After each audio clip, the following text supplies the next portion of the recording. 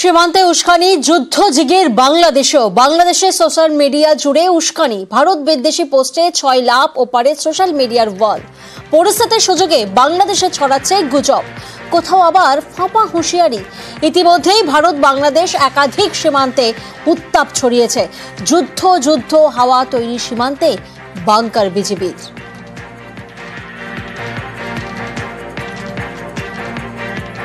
সীমান্তে লাগাতার উস্কানি, কাঁটাতার দেওয়া রুখতে মরিয়া বিজেপি। যুদ্ধ হাওয়া তৈরি করতে সীমান্ত পারে বাংকার তৈরি তোড়জোড়। সর্ষে খেতে ক্যাম্প তৈরি করে নজরদারি বিজেপির। এপার থেকে কড়া নজর রাখছে বিএসএফ।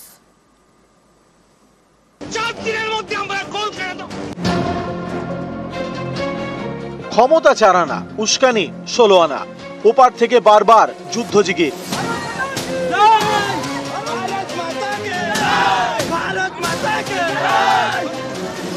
কখনো কাঁটাতারের বেড়া দিতে বাধা, কখনো সীমান্তে বাড়তি ফোর্স মোতায়েন। সীমান্তের ওপারে বাংকার তৈরিরও চেষ্টা হচ্ছে।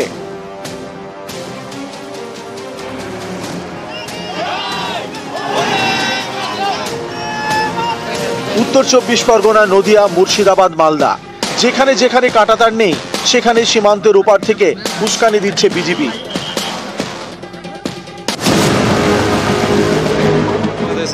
মালদার কালিয়াচকের সুখদেবপুর, এই জায়গাটি একেবারে ভারত বাংলাদেশ সীমান্তে। মঙ্গলবার এখানে কাঁটাতারের বেড়া দেওয়ার কাজ শুরু করে বিএসএফ। সেই কাজে বাধা দেয় বাংলাদেশের সীমান্ত রক্ষা বাহিনী। এতে উত্তেজনা তৈরি হয়।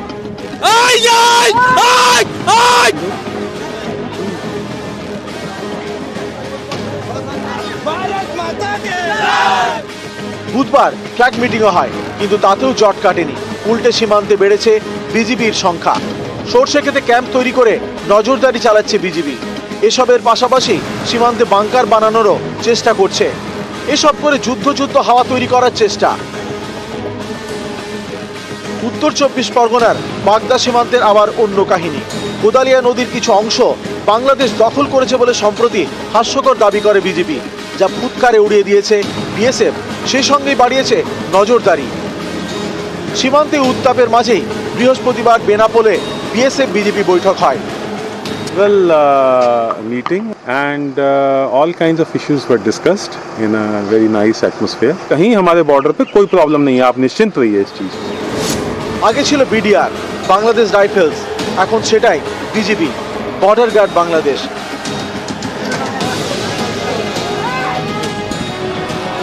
আজকে বর্তমান যে বিজিবি নামকরণ করেছে, এটা একটা বর্ডার গার্ড, এটা একটা আনসার সমতুল্য বাহিনী করেছে, যার কোনো মূল্যায়ন নাই।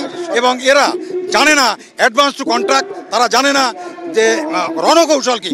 তারা এখন শুধু বর্ডারে যায়, গাছের আলাদা দাঁড়িয়ে থাকে, বিএসএফ দেখলে বর্ডার পলায়। নিউজ 18 বাংলা। এবার একটা ভাইরাল অডিও শোনাবো আপনাদেরকে, যেখানে শুনবেন যে রেশনের ডিলারশিপ দিতে কাটমানি দাবি করা হচ্ছে। ভাইরাল অডিওই শোরগোল সবংয়ে ফুড অফিসারের বিরুদ্ধে কাটমানির অভিযোগ সামনে আসছে। আগে ভাইরাল অডিওটা শুনুন। ওরা কেউ বলেছে আপনাদের? বলেনি? কারা বলতে বলুন তো। ওই যে যারা যোগাযোগ করেছি। না, এরা তো কিছু বলেনি এখন আমাকে।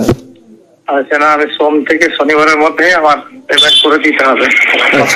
আমাদের বলেছি, নিমাইবাবুকে বলে দিয়েছি আমি, জানিয়ে রাখলাম। হ্যাঁ, ওদের তো ছেড়ে দিন, আমি ওদেরকে কিছু বলবো না। আমি যেটা আমি আমাকে বলেছেন ওটা আমার মনে আছে, সমস্যা নেই। যেটা আপনি বলেছেন যে তোমার করে দেবো, করে দেওয়ার পরে আমি চার নেবো, তো ওটা আমার মনে আছে। ওদের কথা আমি বলবো না, ওদেরকে ফলো করবো না। যেটা আমার কথা সেটাই নেবো, আমি বেশি কারো কাছে নিতে যাবো না। আচ্ছা, আমাকে যেটা বলছিলেন যে তোমার হয়ে গেলে আমি নেবো, সেটা স্যার? না, হায়ার অথরিটি ওটা বলতে চাইছেন না, যে হয়ে যাওয়ার পরে আর নয়, তার আগেই মাথা হয়ে যাবে। কাজ 100% 110% হবে। প্রতিনিধি দিগ্বিজয় এই মুহূর্তে আমাদের সঙ্গে রয়েছেন। দিগ্বিজয়, যে ভাইরাল অডিও আমরা শুনলাম, সেখানে তো রীতিমতো টাকা নিয়ে দর কষাকষি হচ্ছে, পেমেন্টের কথা বলা হচ্ছে এবং আশ্বাসও দেওয়া হচ্ছে যে 110% কাজ হবে। পুরো বিষয়টা কি? ফুড ইন্সপেক্টর কি বলছেন? দেখো প্রিয়াঙ্কা, এই বিষয়ে আমরা ওই ফুড ইন্সপেক্টর বা তার ঊর্ধ্বতন যারা রয়েছে তাদের সঙ্গে যোগাযোগ করেছি, কিন্তু এই বিষয়ে সেরকম কোনো উত্তর পাওয়া যায়নি। পশ্চিম মেদিনীপুর জেলার সবং ব্লক জুড়ে কিন্তু সবং ব্লক অফিসে শোরগোল পড়ে গিয়েছে গতকাল সারাদিন ধরেই। কারণ ডিলারশিপ দেওয়ার নাম করে ফুড অফিসারের টাকা লেনদেনের যে কথোপকথন, সেই অডিও ভাইরাল হয়েছে বিভিন্ন জায়গায়, কিন্তু সেই অডিও সত্যতা যাচাই করেনি নিউজ 18 বাংলা। এবং এই অডিও যখন ভাইরাল হয় তারপরেই কিন্তু ওখানকার তৃণমূল নেতৃত্ব এবং পঞ্চায়েত সমিতির সভাপতি কর্মাধ্যক্ষরা ওই ডিলারকে, ওই যার সঙ্গে কথা হয়েছিল সেই ফুড ইন্সপেক্টরকে ঘিরে বিক্ষোভ দেখায়।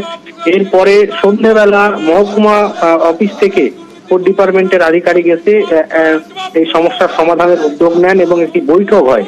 বৈঠকের পরেই কিন্তু পরিস্থিতি সামাল দেওয়া হয়েছে।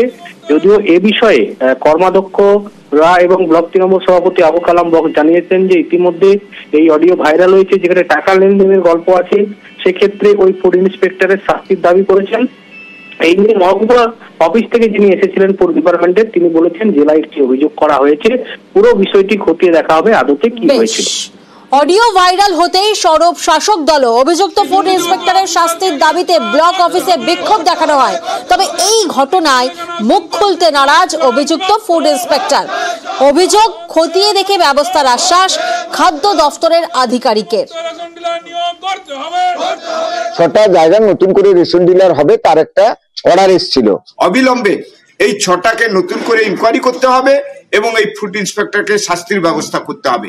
কারণ ইনি দীর্ঘদিন ধরে সবংয়ে এক বিগ ডিলারের বাড়িতে বসে বসে রাতের অন্ধকারে অনেক কিছু করেন, এর বিরুদ্ধে আমাদের অভিযোগ ছিল। আজকে এটা বাস্তবে প্রমাণিত হয়েছে। আমরা জেলায় জানিয়েছি সেই মতো করে নির্দেশাত্মক ব্যবস্থা নেব, ঠিক আছে? সেটুকু শুধু বলা সাসপেন্ড করবেন নাকি স্যার? এই বিষয়ে বাড়তি কিছু বলা যাবে না, জেলায় আমরা জানিয়েছি সেই মতো নির্দেশ আসুক, সঠিক নিয়ম মেনে কাজ হবে। নিউজ 18 বাংলার খবরের জের অবশেষে হাল ফেলল জয়নগরের বেহাল স্কুলের। খবরের জেরে তড়িঘড়ি স্কুলে মেরামতি সাফাই। আমরা 23শে ডিসেম্বর এই খবর দেখায়, জয়নগরের স্কুলের বেহাল দশার ছবি আমরা দেখাই 23শে ডিসেম্বর, অর্থাৎ একেবারে বছরের শেষে। আর বছরের শুরুতেই কিন্তু সুখবর স্কুল পড়ুয়াদের জন্য, কারণ স্কুল মেরামতি হচ্ছে, সাফাই করা হচ্ছে। প্রতিনিধি অর্পণ এই মুহূর্তে আমাদের সঙ্গে রয়েছেন। অর্পণ, 23শে ডিসেম্বরের খবরের পরেই প্রশাসন তৎপর হয়েছে, সেই ছবিটা আমরা দেখছি, এবং পাশাপাশি নিয়োগেরও তো একটা নোটিশ দেখা যাচ্ছে। একদমই, দেখো স্কুলে যেখানে 300 জন স্টুডেন্ট ছিল সেই স্টুডেন্ট নেমে 30-এ নামে। স্থানীয় মানুষজন বলছেন যে 25 থেকে 30 জন স্টুডেন্ট গত বছর ছিল সেখানে, এবং স্কুলের বাড়ি যে ছবি সেই ছবি কিন্তু একটা দেখলেই বোঝা যায় যে স্কুল বাড়িটা সম্পূর্ণরূপে একটা ভূত বাড়িতে পরিণত হয়েছে।